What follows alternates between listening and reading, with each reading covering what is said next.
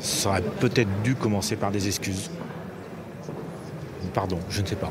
Bon, ça n'a pas été fait. Je pense que là, ils défendent leur personne, hein. Mais pour l'instant, il n'y a pas de pensée pour les victimes. Depuis le début de l'audience, les deux frères, gérants et propriétaires du fonds de commerce, n'ont pas eu de mots en effet pour les 20 victimes, 14 décédés et 6 blessés dans la nuit du 5 au 6 août 2016. Les questions de la présidente portent sur l'historique du Cuba Libre et les travaux menés pour transformer le sous-sol en salle de danse fin 2012, début 2013. Pourquoi ne pas avoir dit que vous faisiez un tel aménagement, demande la magistrate.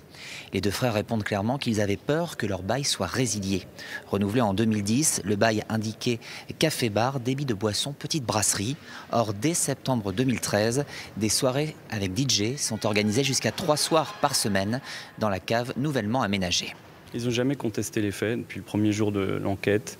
Ils ont essayé d'apporter tous les éléments qu'ils pouvaient apporter. C'est des faits qui sont non intentionnels, qui ont des conséquences très graves, mais qui résultent vraiment d'erreurs qu'ils ont commises à différentes étapes. Le fait d'avoir des bougies, le fait de fermer cette porte, de l'oublier de l'ouvrir. Enfin voilà, ils ne sont pas dans une logique de contestation, ils sont dans une logique qui est la seule qui leur reste, c'est-à-dire l'explication. Des explications qui n'ont pas convaincu pour l'heure les avocats des parties civiles, pointant les contradictions des deux prévenus.